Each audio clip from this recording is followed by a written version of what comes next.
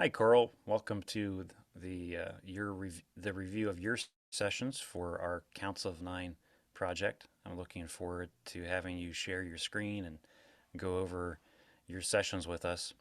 Before I do, it'd be great to get some background about you that you'd like to share, especially focused on remote viewing, but anything else you'd like to share about your background before we get started on the sessions.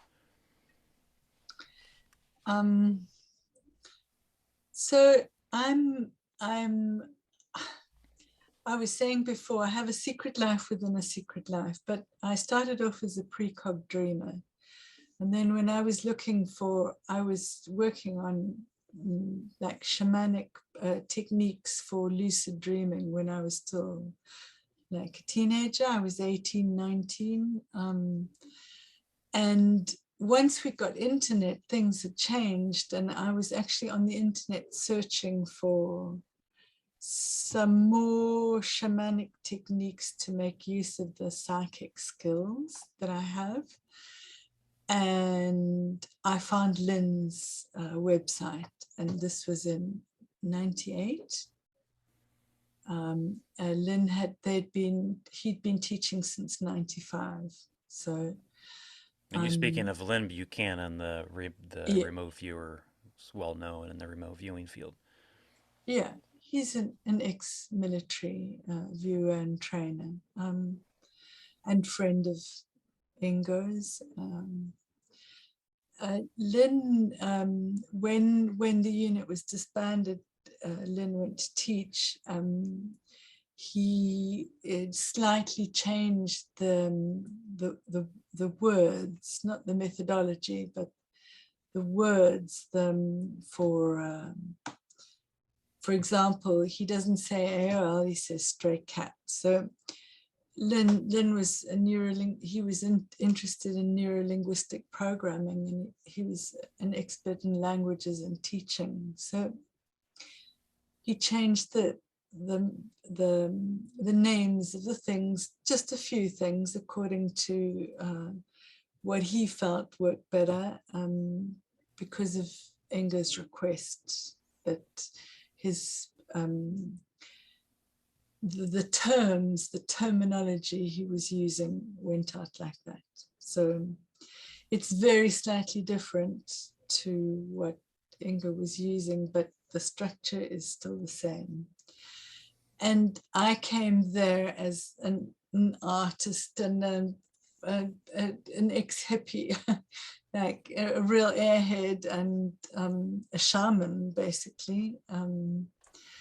And I found myself in the structure, and I just, of course I'll use it I'll change it. And I find myself 20 years later as one of Lyn's trainers, just using the exact same methodology, terminology.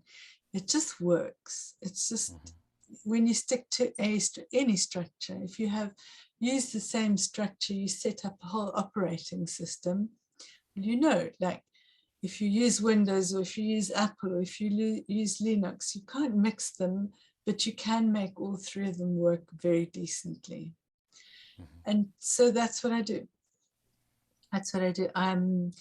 The big thing is I did the book drawing on the right-hand side of the brain. And I kept it in a notebook. In my notebook of the drawings, the very first time I did the book, I've done it 3 times now, but I have drawings labeled 2003 practice drawings. So, and life has ups and downs. Sometimes you don't view for a while, sometimes you do. So that's the history.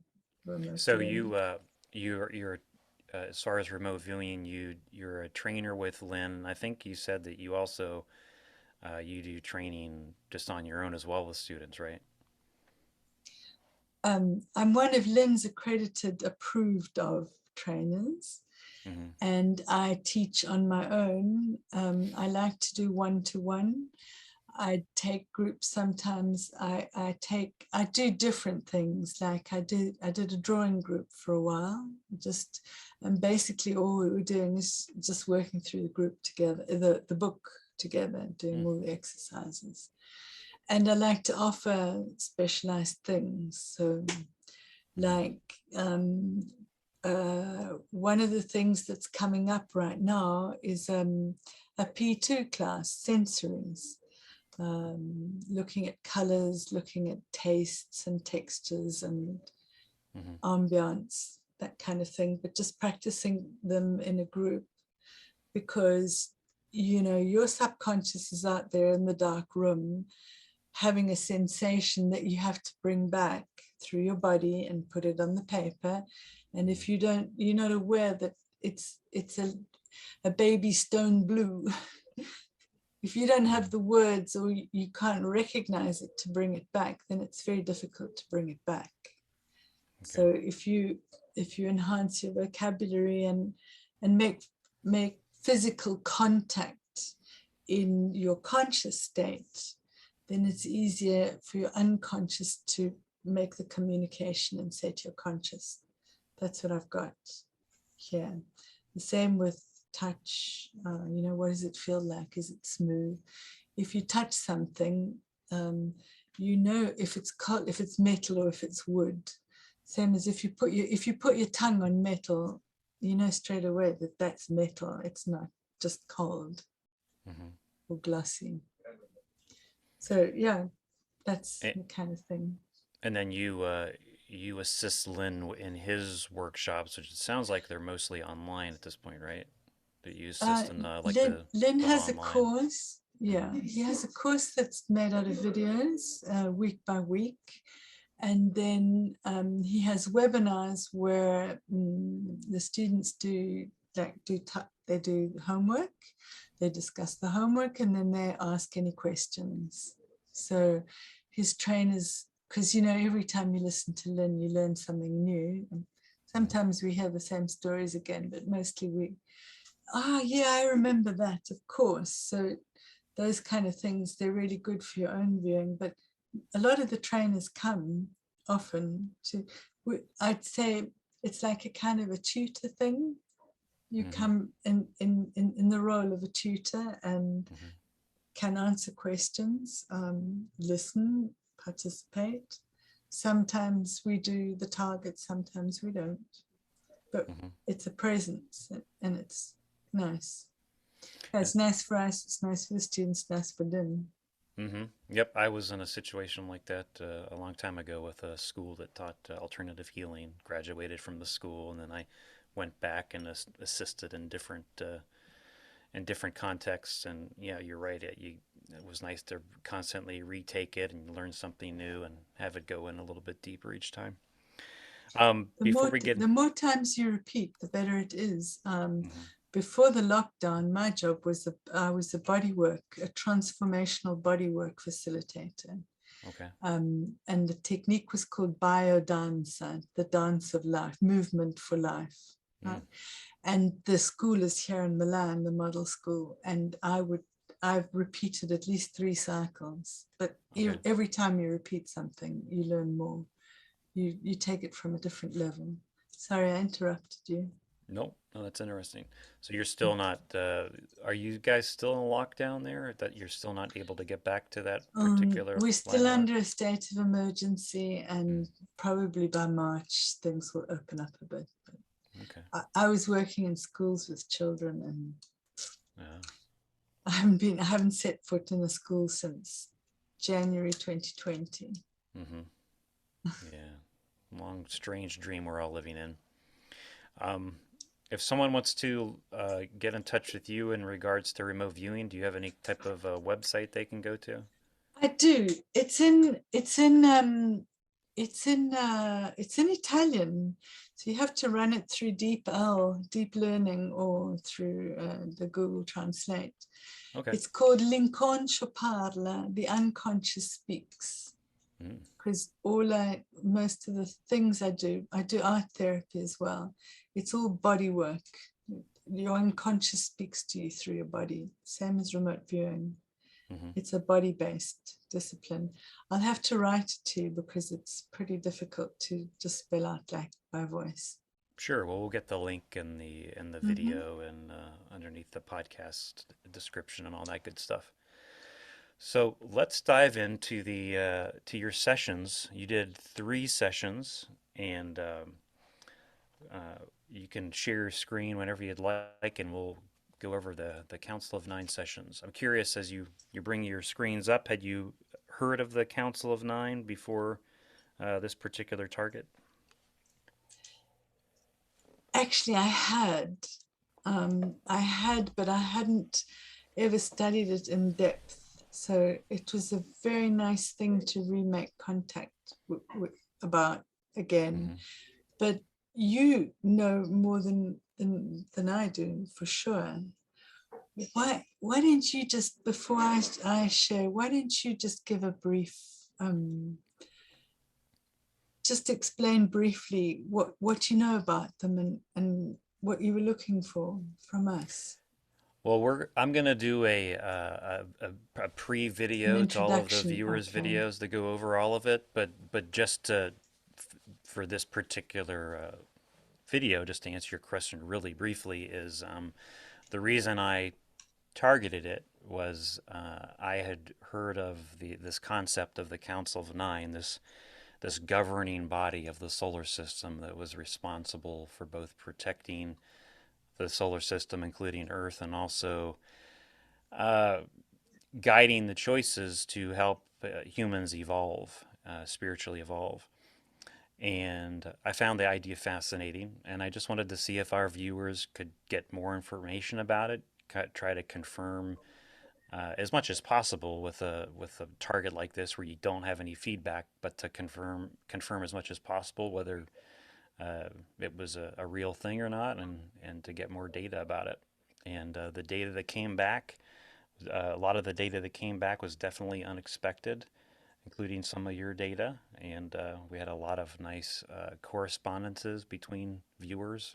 Your data and Daz's data, there was a lot of correspondences with the object data, for instance, the object that people are moving or carrying. I don't know if you've looked at his sessions thoroughly, but there was a lot of interesting correspondences there, and that was certainly a piece of data that I wasn't expecting at all. But yeah, that was my thoughts, and I'll get more into it in that introductory video. Yeah, yeah. I noticed that in one of my AOLs, I'd written Council of 12. Yep. Yeah, I definitely So noticed that when you wrote that. Is Council of 12 a thing? Or is that just something that kind of popped into your mind? just popped in Oh, my brain. So and I thought about it afterwards. Well, so I'm pretty sure they don't want some mere human probing their minds or asking them questions, but it would have been a great opportunity, having made contact would have been a great opportunity to say, like, what is the future of humanity? Are we going to evolve? Are we going to survive? Would have been mm-hmm. nice to ask some questions, but Uh, uh, Demi looked and got some data about the future. I don't know if you've looked at her did you? session. Yeah, you Wow, can no, I didn't. look at her video. Well, I'm looking forward to that. Yeah, Wow. I don't want to give too much away.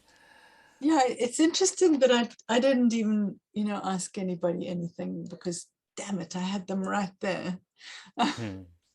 Anyway, Well, I'm all sure right. they're available for some type of further communication should you want, or they're intermediaries. I have to share this. I have 3 different PDFs up. I'll have to share one by one. I don't have Sure. the summary here, or do I? It's an interim I summary can, if you, I session. have all of your summaries and all of your sessions and everything. So if you ever want me to display any of that, let me know. Okay. So I'll just, oh, it's pretty complicated. I can see them all really tiny. Would you mind sharing my first summary? Sure.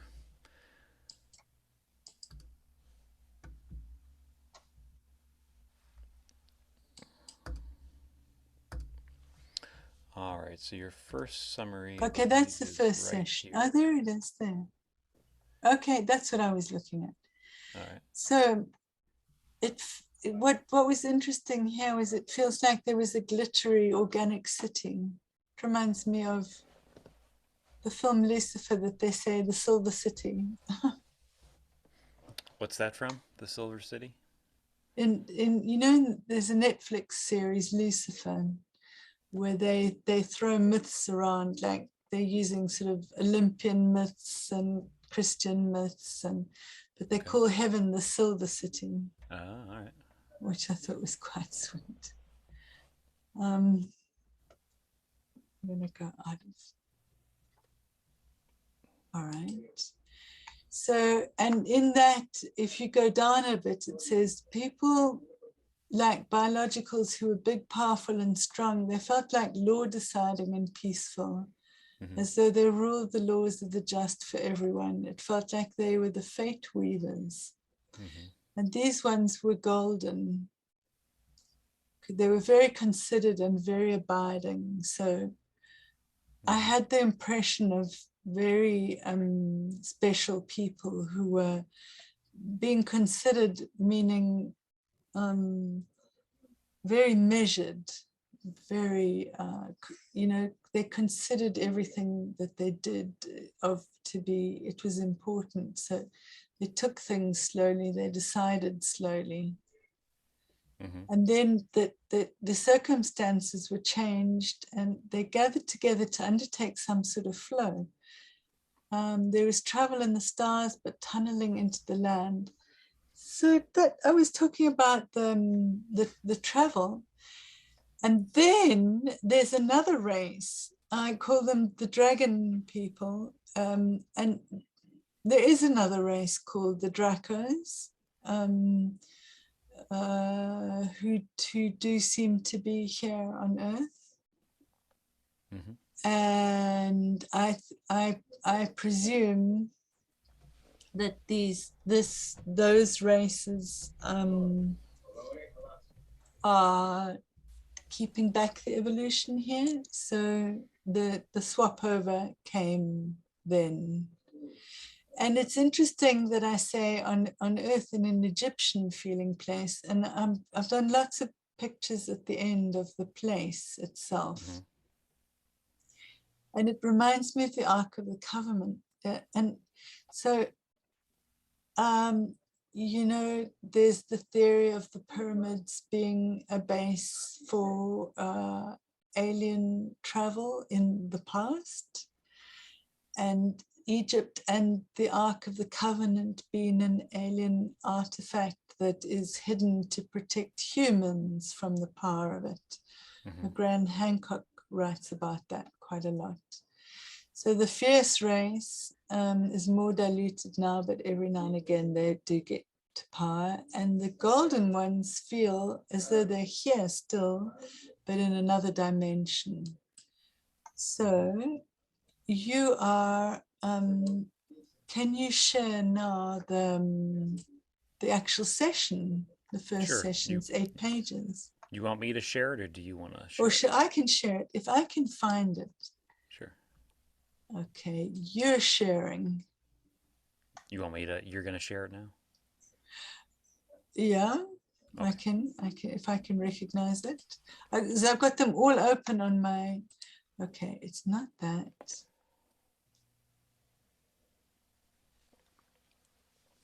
I can share if you want. Just let me know. Retasking. Session 3.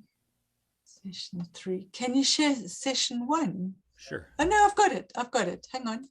Okay. Is that it? Yes. That's my session 1, yes. Right? Yep. That looks and you can see it. Okay. So that was the summary of this session, but I have a tesseract which is traveling through dimensions as a very first set aside. And the color of there are different color people, Egyptian looking. Man fell to earth. Again, alien exchange. So I have this here, where that's like a stargate, the blue in the middle. And the people are all there conferring, they're gathered, and it forms a keyhole, and this here is the passage. It's a passage to another dimension, another place. And that's how it goes through into Nice. here. This, yeah. You several times during your sessions, you had that Crosby, Stills, and Nash song come up. The what is it called? Mother Yes. After the Gold Rush. Yeah, after the gold rush. I had to look it up because I could only hear this, taking Mother Nature's silver seed to a new life under the sun. There was definitely, I could hear it all the time. Yeah, which Very of course makes me think of, you know, taking Mother Nature's silver seed and a new life under the sun, or whatever the lyrics are, something similar to that. Reminds me of like in the Law of One material, which is where I got the idea of the Council of Nine from. One of the things that these groups do is move planetary populations from one planet to another when it's necessary, as such as if someone makes their planet uninhabitable. They are in charge of moving populations to new planets so that the groups they're moving can continue their evolutionary processes. That's really interesting. Well, this is the technology for doing it. I mean, I have no idea, but, and again, I was talking about the contrastiness of my scanner, but what I was seeing here with the red and the dots in it, that I was imagining, you know, the pictures from the telescope that have the nebula forming. That's what I was seeing there with this transporting thing here. Glossy and streaming, I always get that when there's like some kind of strange magnetic energy or passing through. So they're the wolf people, non-human. They're carnivores. You had a stray cat of, is that Epstein? Yes. Interesting. Carnivore. It's an animal. And then this thing is a communication device. It's like a seat with a loudspeaker in it. You can sit on and communicate.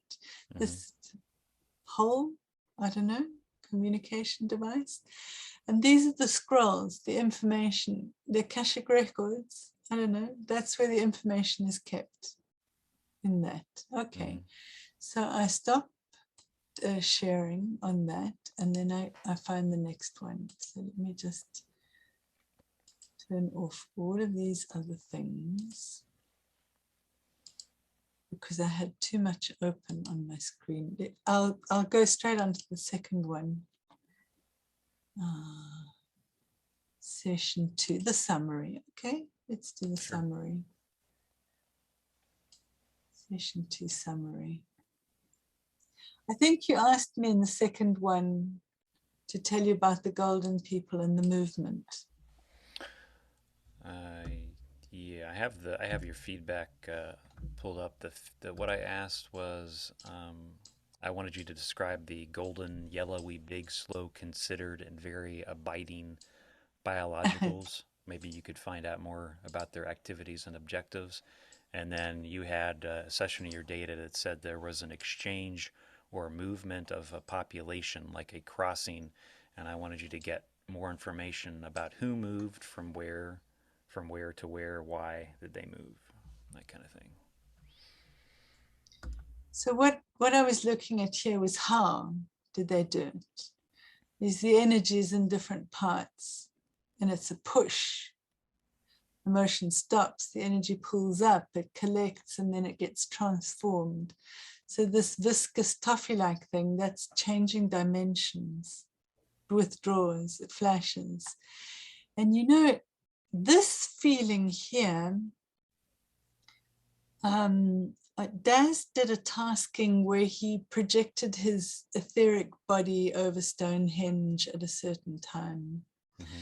And I went, oh, what's that? I was just, doing a normal session, and then I suddenly got this gestalt of like, wow, it was something that went viscous. It went and it came back. And this is exactly what it felt like. So I'd say it was a change of dimension.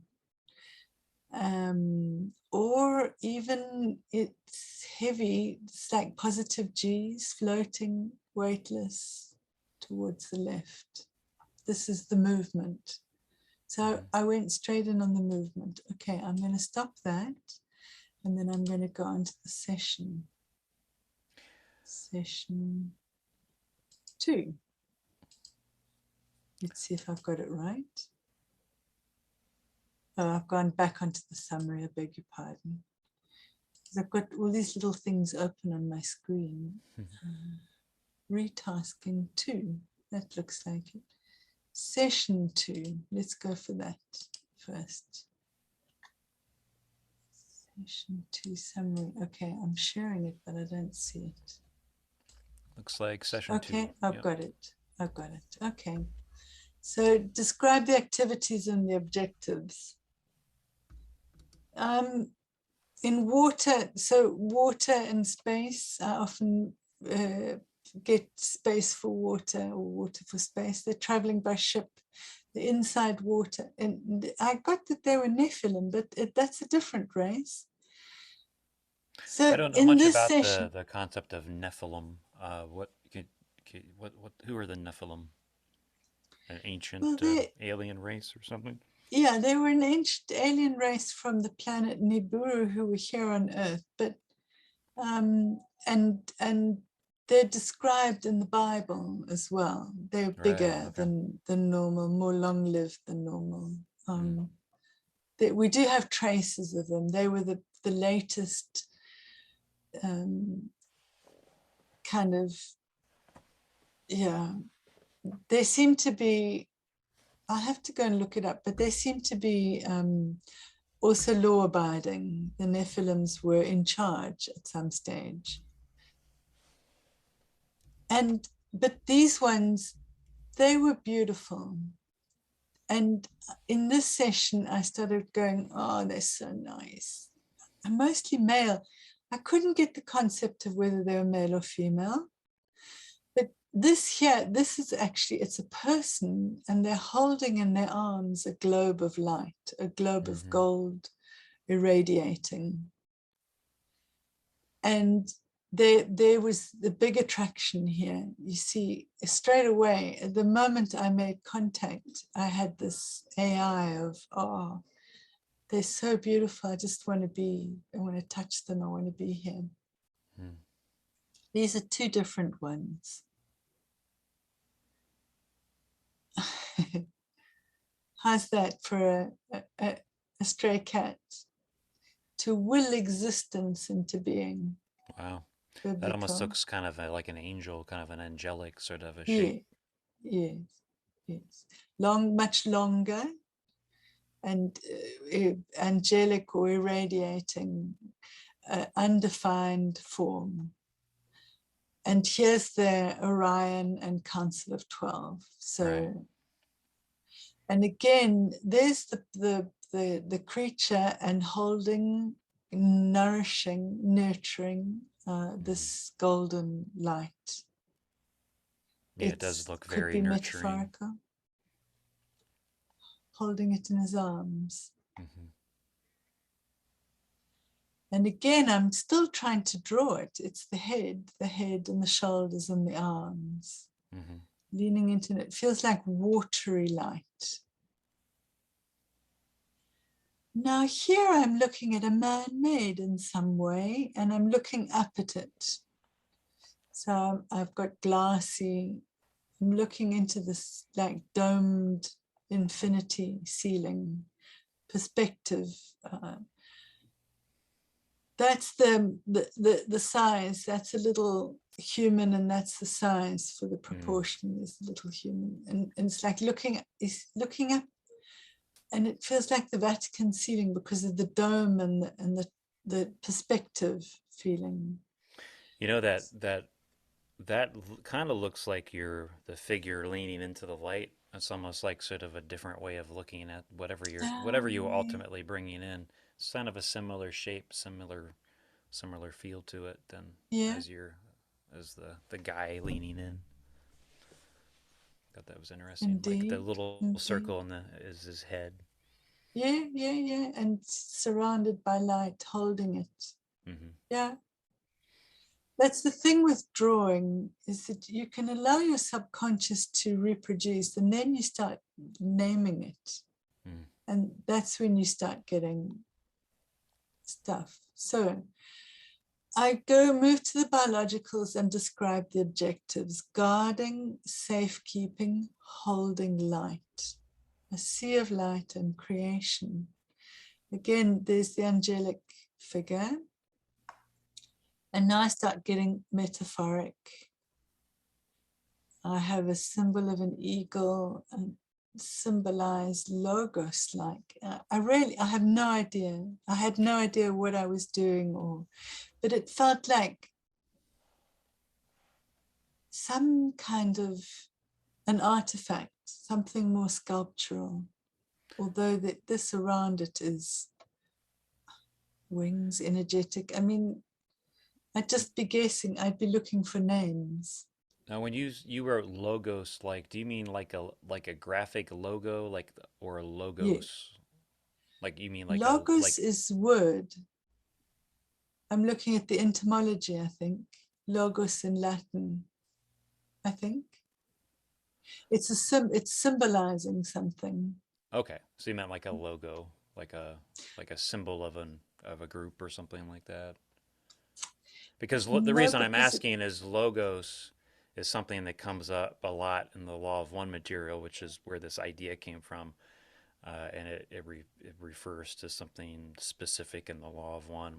I don't know if I could define it, but it's something like an individuated aspect of God. So the a galaxy could be a logos, which is like a step down but individuated portion of God. The sun could be a logos. Ultimately, we could be a logos uh, as well. I yeah, was just wondering where that was. that's much more like it rather than a logo. Okay. A logo is a flat 2D thing. This is, you can see the drawing is 3D. So I'm Hmm. trying to describe that logos like. Okay. Yeah. Okay. So tall, well built. I'm trying to describe them. They're very slow and patient and thinly clothed. I had this thing of like a funny clothed in like this strange silk-like quality. They're humanoid, bony, thick skinned. They feel rough, yellow. They feel furry. And now I remember hearing that the Atlantean people had more fur. Mm. They're golden furred and they're abundantly haired. So long, I'm getting, now that could also be a metaphor. Extremely long, big hair, which is also, it's like the connection with their unconscious, with the connection. I remember I like to, in the law of one material. I sorry to keep referencing this, but as I'm looking at these sessions, uh, that's where a lot of the other than the data that you guys got, the law of one material is where a lot of my ideas about the Council of Nine came from. In the law of one material, this is a book, material that's supposedly from a group known as Ra. And Ra talks about coming to Earth, and the way that they describe themselves is that they were golden skinned. And they came oh, to Egypt, and they came in a form that was golden beautiful. skin and very tall, and people, it was obvious that they weren't human. So as I'm looking at your data, whenever you describe them as golden, it's interesting correspondence there.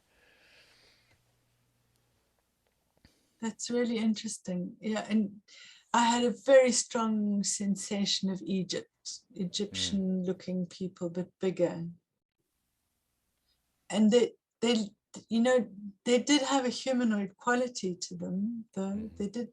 They didn't look like, you know, like reptiles or anything. Mm-hmm. They were just bigger, and this golden thing. And then I had the thing about the gender, because I have here, they feel very different. So there was this big attraction for me. It was to touch. I kept touching, but I was uncertain about doing that. And then because they felt so different. And then what are they? Male, female? It's hard to tell. That their thoughts are so far. They're so foreign. And they were radiating calm. They were very rooted. I wrote here planted. They're very still. And at this stage, they're telling me, just be still and feel. Be still and feel. The concept, what are they doing? They're healing and they're guarding. I have here, this is the Ark of the Covenant, space travel, interstellar DNA. What's the drawing there we're looking at? Can you describe a little bit what that's about? This was something, so these two columns, I'm in connection with one, and I'm being told to be still and just feel. And this is the image that it is projecting. Okay. I have no idea. Is it back to this? Look, it is a bit similar to that. Mm-hmm.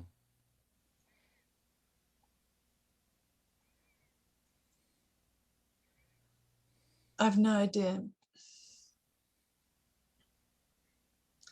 Then I go on and I do the moving, the places and the reasons. I don't know what this is, but the AOL I was working with was like a larger than life sculpture with knees. You know, it looks like that. But so I've got like land rock as though it was a big sculpture, but it's underwater, underwater in space, it could be. But it's ochre colored, so I've got the golden color again. Mm-hmm. And now describe the place. And I have this kind of structure that I went back to again in the third session. It's high up and foreign. And this is that you think that's some kind of a structure, like a it's not the object that you were AOLing as the arc. It's something larger, you think? Or maybe it is the. It could be the arc. It could Okay. be the arc. You know, the arc's this big thing in a box that's covered. It's sealed so as not to damage us. So it could be in there. Okay. Although I'm trying to describe the place. Mm-hmm. So, and I do have constructed here. So it could be a construction. But when I move on, I've got biblical in Egypt. I move on to the exchange of the movement, who, where, or why. And in the energy, the biologicals remind me of huge sculptures because they're big, they're multiple, they're very big, they've been pulled. It's like a trolley truck. They've been rolled across. I saw them being rolled across. They were passive. They've just been rolled over like these big platforms, just rolling across. It's control. There it is, severe studied. And this here, what I was seeing was they're leaving behind, but this feels like a body of water or space, again, into a support structure. So that could be the, you know, like the channel, and this is the channel they're coming down through. It's as though they're coming through, yeah, it's like a wormhole, you know, the space tunnel. But this is hard, and it's the structure, and this is Right. hollow space, water.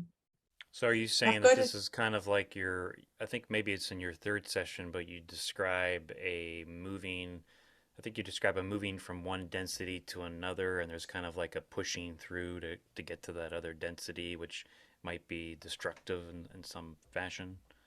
So similar data to that. yeah, but this is the structure that holds, and the passage comes through here. It's as though they came through water. Okay. um you know what it reminds me of as well, the way the waves part in the biblical story. It's as though, Mm-hmm. but you see it, they come down through this, they're here on this roiling, it's a huge big bubbly thing, energy. It's an energy that comes down. It's funny, and there's dark glassy high enclosing, so it's like a tube. But what a funny thing that I've written, it's just a taste of what's to come. Mm-hmm. I have no idea what that would refer to. Mm-hmm. And here, the hot place, the deserty and the high, this is arriving in Egypt, desert Mars, the Balkans. It's interesting that I said the Balkans, Mm-hmm. because we know where there are pyramids is where there are actual physical alien processes. Many people do this. And it's ceremonious. So they must have taken it really serious, that move. It was very,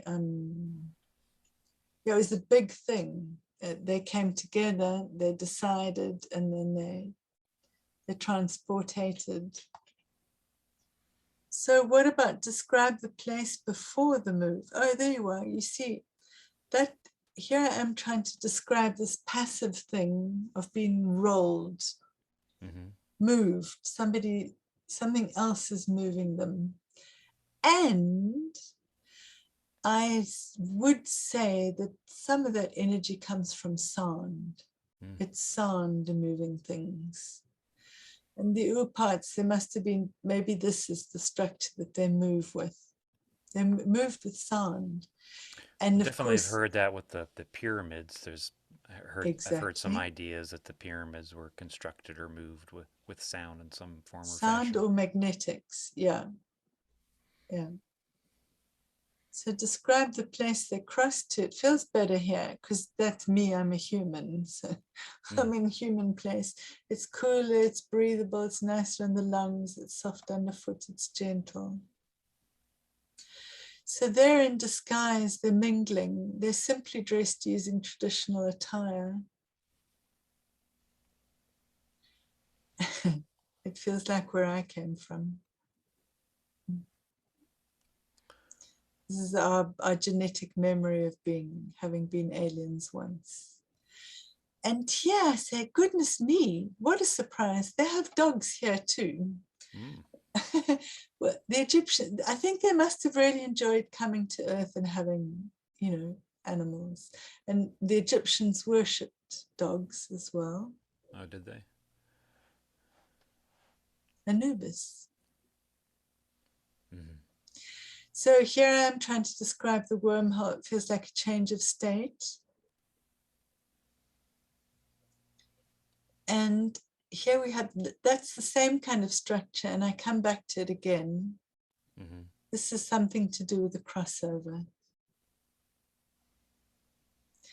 And this, it came out, I put it down, I moved on. So what I have here, now this is interesting. I was seeing a beautiful space with vaults. Again, that same thing of the perspective and the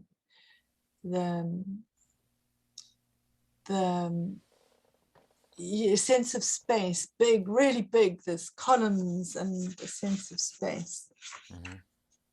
So that it got a bit disappeared on the scan, the colors. And I don't have that to hand. Oh, yeah, I do, it's coming.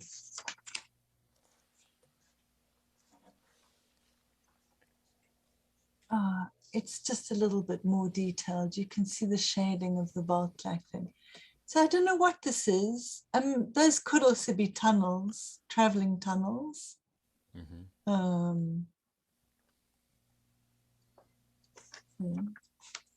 It's dark inside, it's blue and it's hollow, it's vaulted.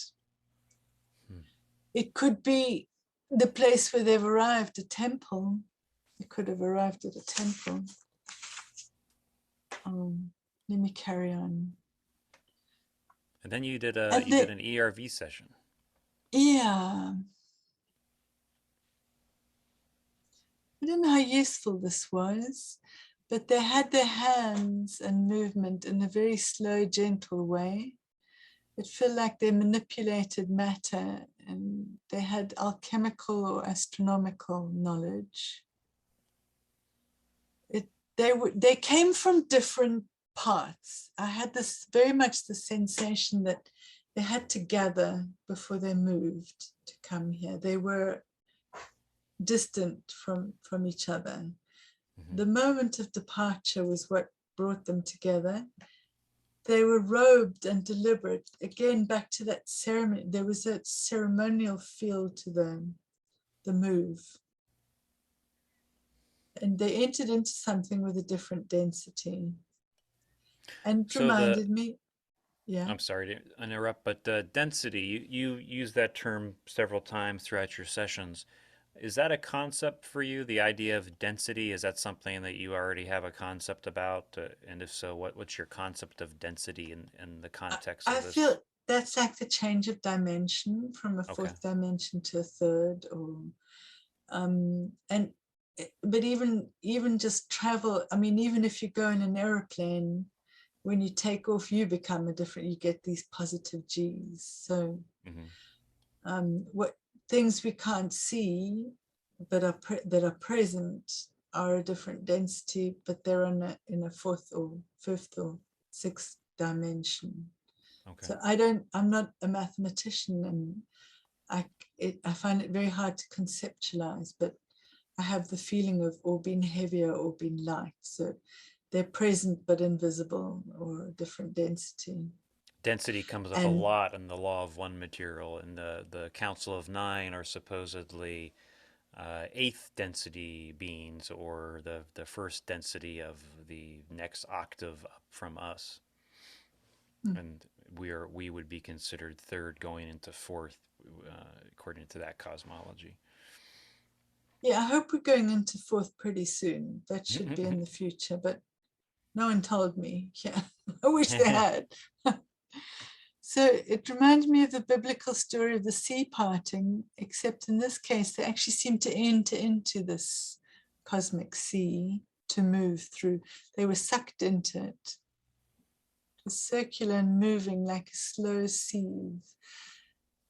And they carried something in a careful way. Isn't that funny? And you get So into I that a get, lot in your third session, what they're carrying. yeah, I get this kind of, they feel as though they're masked and they have a hawk-like quality to them.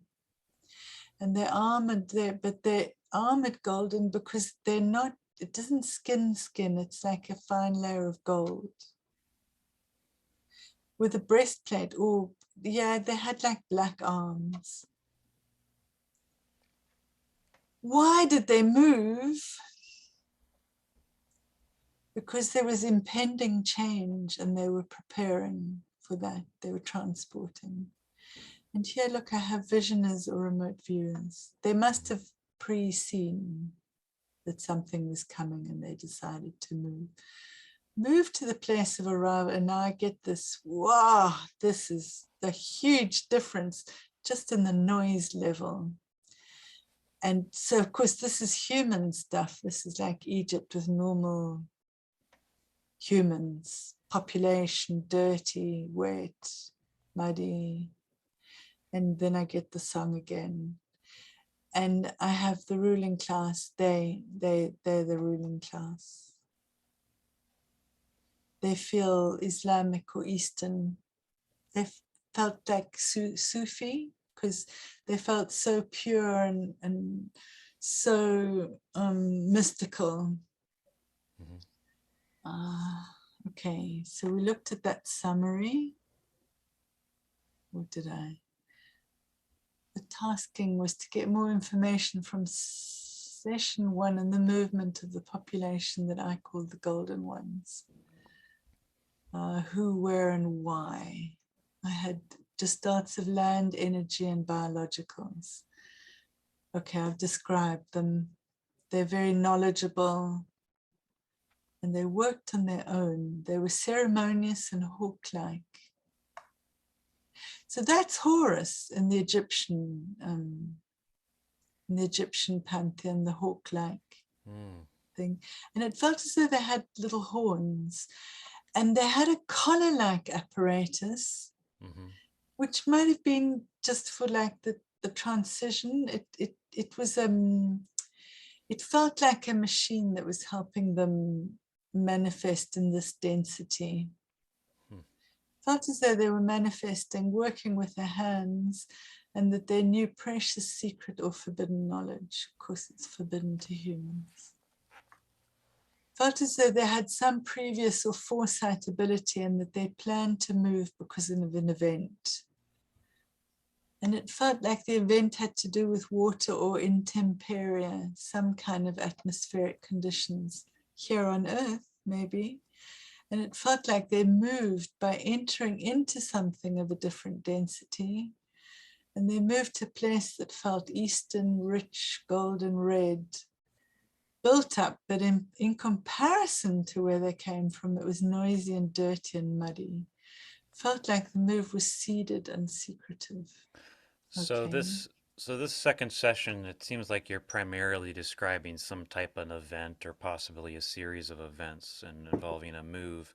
Do you think this move, you're describing something that happened in the past or in the future? It was in the past because I was looking at like the Egyptian empire in the Egyptian times of Okay. the pyramid.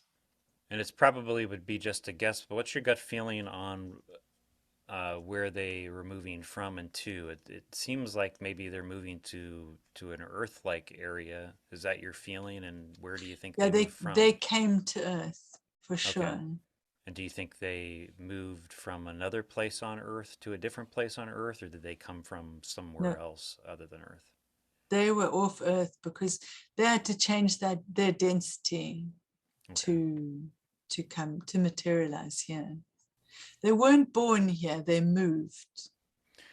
Well, that definitely fits in with some of the data or some of the law of one material in regards to certain groups of beings that are, like I said earlier, responsible for moving groups of life forms from one planet to another to continue their evolution. So very interesting. Well, you're bringing up your third session summary. I'll read the retasking. So for your third session, I looks like I wanted you to look some more into the activity of the biologicals you had in your second session that are these golden ones were guarding, safekeeping, holding light. They were healing, gardening, or guarding rather. I was wanting you to get more information on that whole concept of guarding. And then also was wanting you to get more data as to what they were carrying and also more information about the concept of density that was coming up and the nature of the different densities. Yeah, I wish I'd really been able to understand what they were carrying. The ark, I don't know. Yeah, I mean, you definitely So got more data regarding it. yeah, I cannot conceive. I feel very human. Yeah, it's just like, so they feel large. I go back and look at them. They feel angelic and calm, peaceful and focused. They engage in multiple activities. The activities have a cyclical feel about them. Hmm. Demi had a So they're lot of that doing data. Yeah, they're doing something, that they're moving around. It feels like a temple. And they feel immensely peaceful and quiet. It feels very subdued and purple, this temple. So they're in a space, they work within a space. They feel very ancient, very slow, and very wise. This is unusual that I have very, very, very, it's like big, it's huge, this thing. Mm-hmm. They don't feel like compassionate, but they do hold by their duties. They're very strict. It's very much this, they're very serious. Mm. And they shimmer. There's a shimmer. Sometimes it feels as though you can't actually see them, but you just see their shimmer or the luminescence. They're like energy forms. I hear it. They're a different density and energy pattern. And here, this fits in with the little bit that I read of your feedback. They rule and organize. I don't understand this cyclically. So they come from different levels. So they move in and out of the earth plane and sort of check in and check it up and then move back. It's a cyclical feel Yeah. to it. In Demi's data, she talks a lot about a cycle of things occurring over and over again, and this group kind of shepherding the whole process as it repeats. Wow. Yeah, I have no idea what that actually signifies, but anyway. And look at this. It feels like the heart atom of their existence was moved from where they're passing through and changing densities. So It's an interesting phrase, it's the heart atom. it's very hard to understand what that is. It's as though that those words were given to me, the heart atom of their existence. So their reason for being, and in that I have the heart, it's as though they have in them the sacrality of life.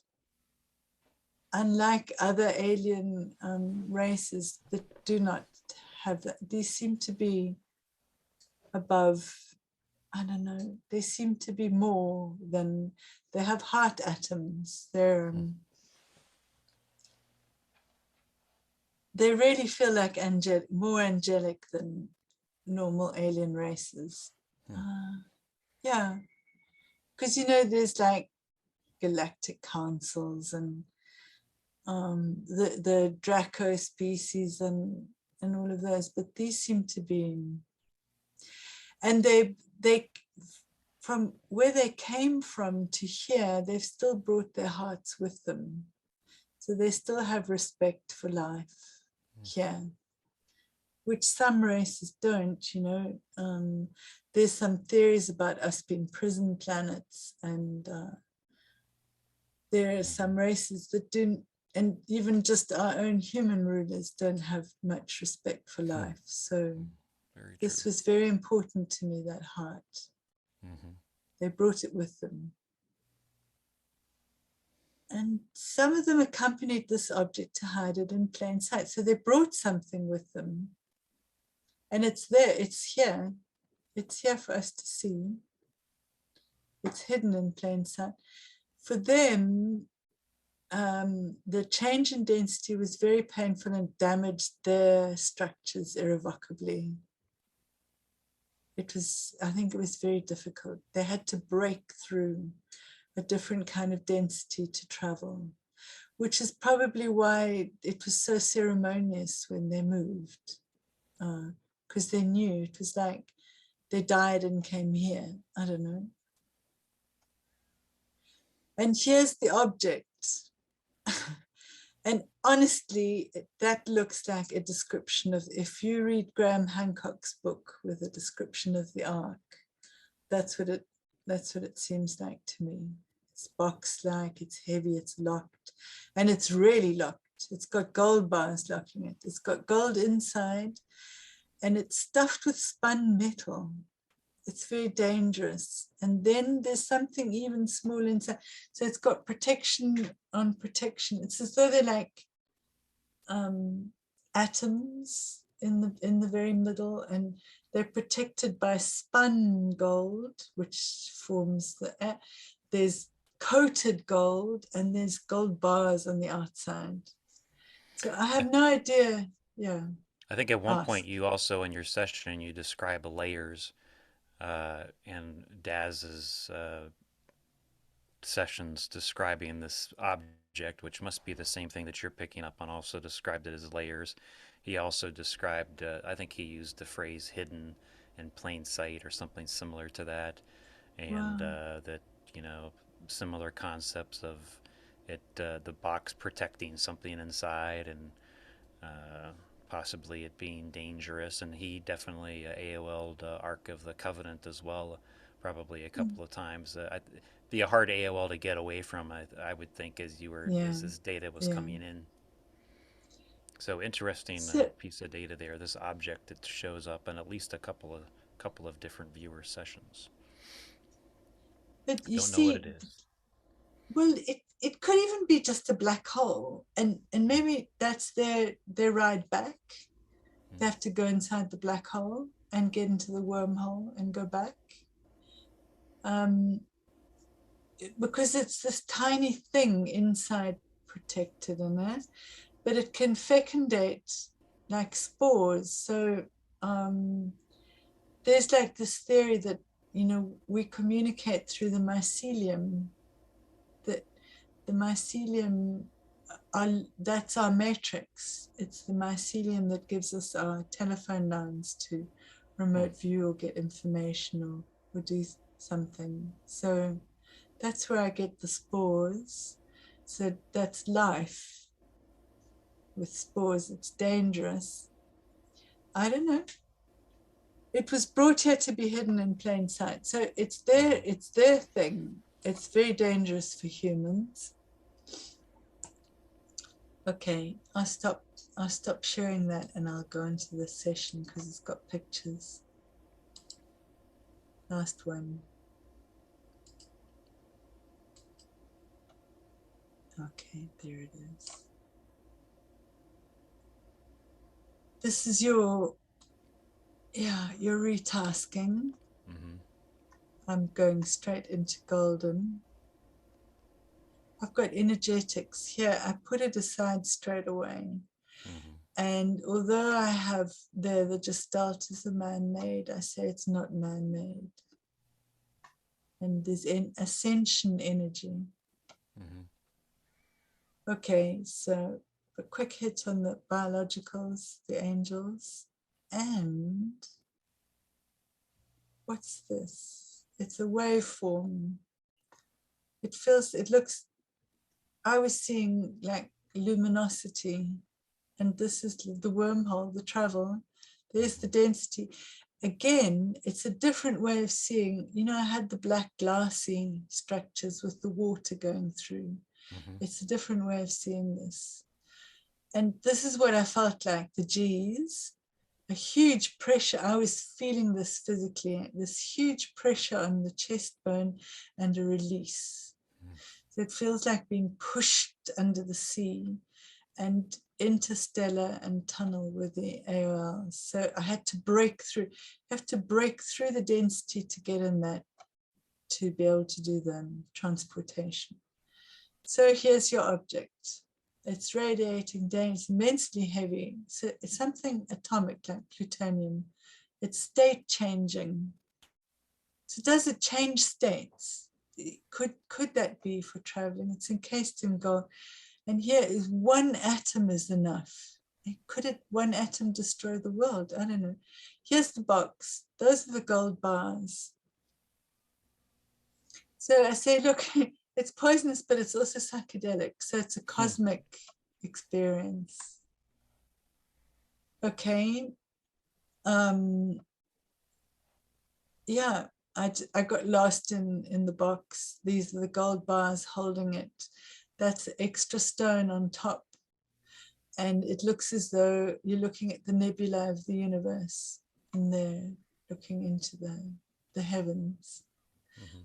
And I peeked inside, and that's the gold spun thread metal, and those are the gold covered walls. So it's coppery, and the liquid in the very middle is this thing which is a state-changing substance, which is why I hypothesize that that's what they can use to go back. Mm-hmm. It's a black hole, an inverse black hole, see, and a temple. Isn't that a nice two together? Inverse black hole temple, because it connects you with the cosmos. The temple is where you go to. They're folded into themselves. There's a feeling of reverence. They're much bigger than I'm feeling reverent here now. Mm-hmm. Local underground. It can heal or kill. And it's a star, it's a seed of the universe, and it's resetting something. And it can also create planets with that substance. It's rocky. The multiple beings, they're ancient fish people. So from hawks to fish, the ancient giants. And they're holding a holy duty.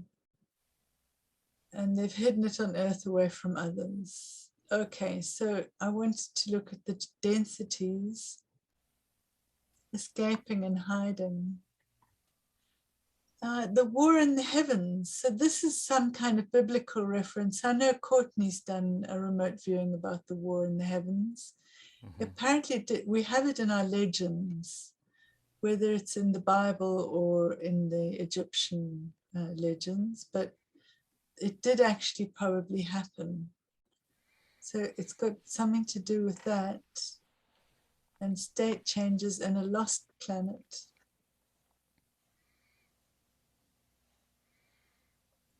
Oh, look at this. A state of dense love. It's pure love. Cyclical. And I have that they're timekeepers, they are keepers, and they're an angelic flock. Again, I've got Egypt. Purpose. When I'm in their company, some have vast implications and others are smaller works. I don't know.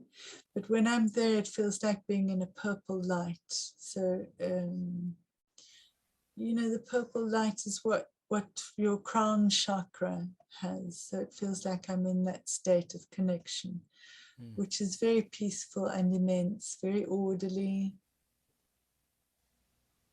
growing crops. That's an interesting phrase. Feels like growing crops. But crops that matter, crops of matter. Mm-hmm. Yeah. In the law of one material, there's a lot of talk about the harvest, and that the harvest is something that happens after certain cycles of time. So going back to your cycles, there's several, like 3 different cycles, and then there's the harvest, which sounds kind of a creepy word, but it kind of goes along with your crops word. The harvest is harvests of beings to fourth density, or to another third density planet if they don't graduate to fourth density. So that's interesting correspondence there. Feels like growing crops matter. Yeah, matter being, that's density again.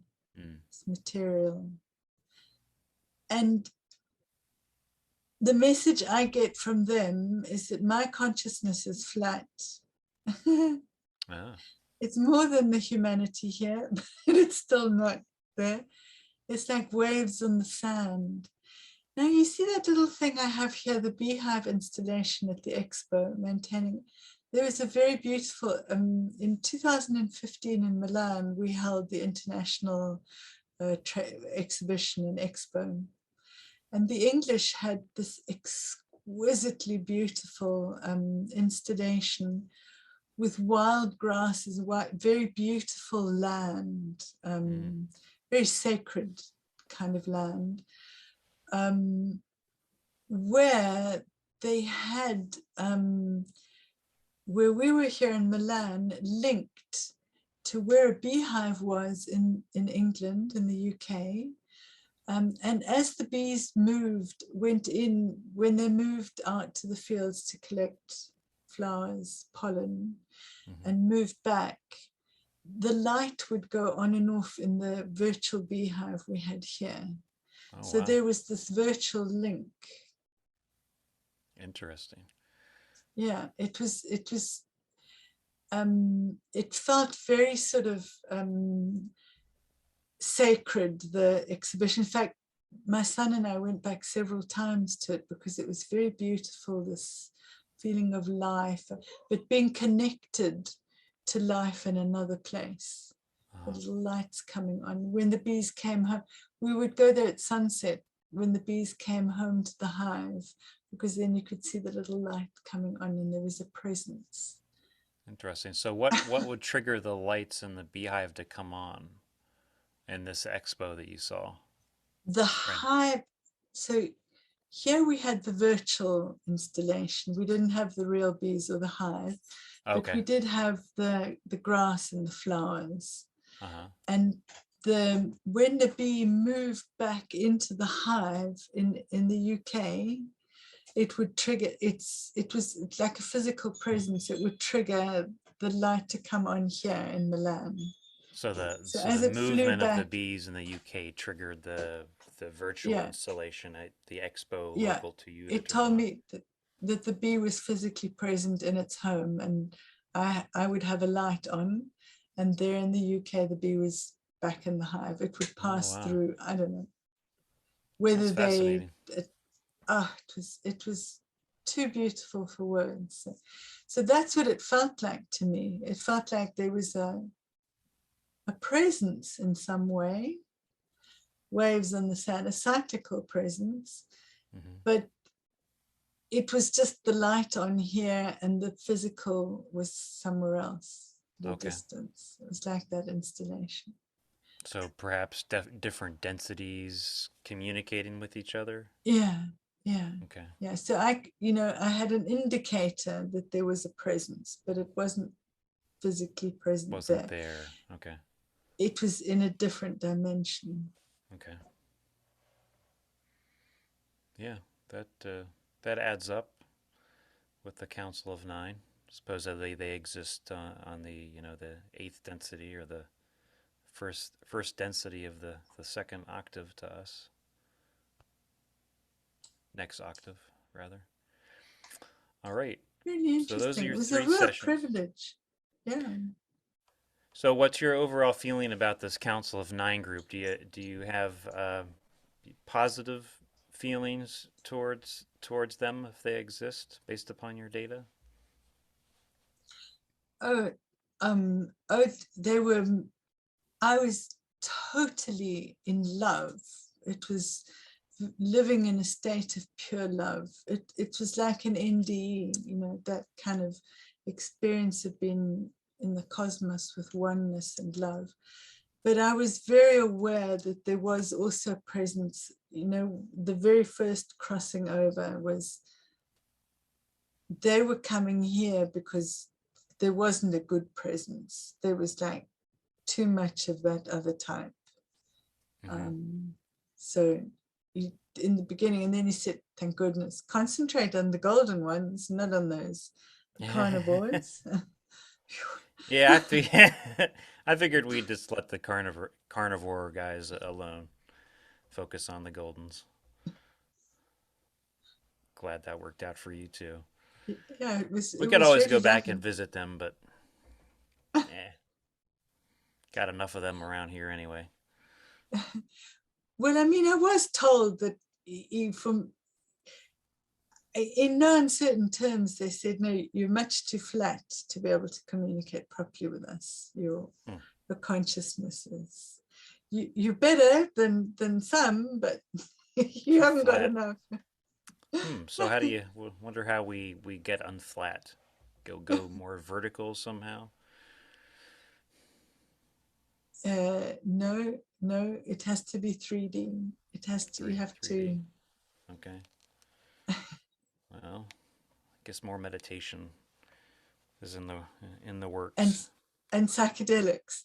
Oh yeah. It Yeah. did, it felt like, so giving birth to me was a real it was a psychedelic moment. Yeah, this, and there were some moments in here that felt like that, this materializing.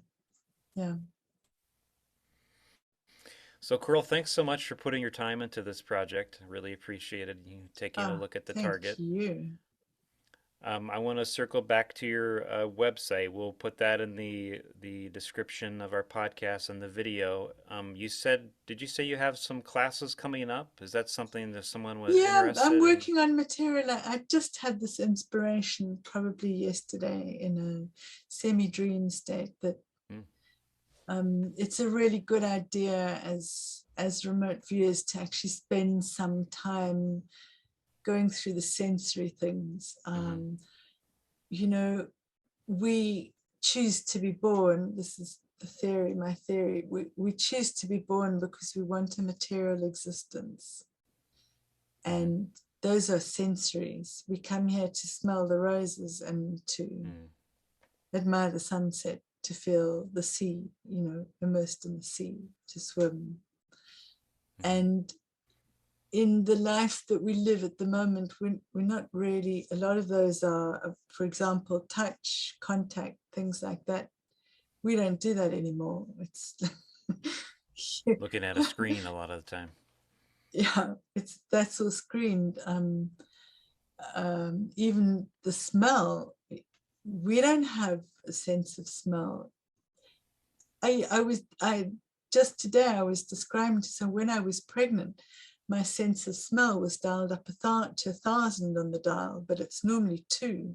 So Mm-hmm. it's like your body's protecting life and you need to be aware of danger. I could walk to the front of a supermarket and I could smell the butchery with the blood and the bleach at the back of the supermarket, where they cut the meat up in it. Mm-hmm. So, and who has been in Vietnam? You hear the vets talking about, oh yeah, you can't hear because it's jungle sounds and you're not aware, you use your psychic skills, but we could smell them. So to survive, they had to use their smell.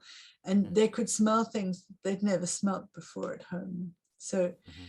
and how do you dial those things up so you can be more aware of that in your viewing? You practice them. You do a P2 exercise.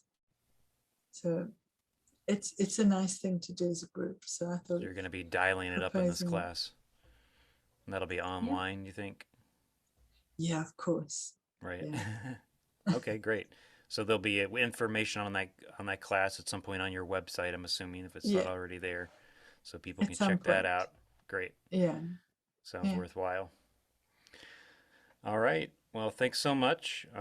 Look forward to getting the other videos finished for you so you can check out the other remote viewers' Yeah. impressions of this target. And I saw Anita posted a new Hellfire target for us to do, so I'll be doing that target with you and look forward to seeing what that's all about in the future. Yeah, it's such a pleasure to do this. Thank you very much for this. It was very beautiful. It felt really, really nice. And it's really nice to have an experience like, something beautiful, some that luminous, that light. Yeah. To I'm make glad it was a contact with it. positive experience. Naeem, on the other hand, he would not want to hang out with the beings that there were behind what he was viewing. So we all got different aspects of the target, I think. All right, thanks so Okay. much. We'll see you soon. Thank you. Okay. Bye-bye.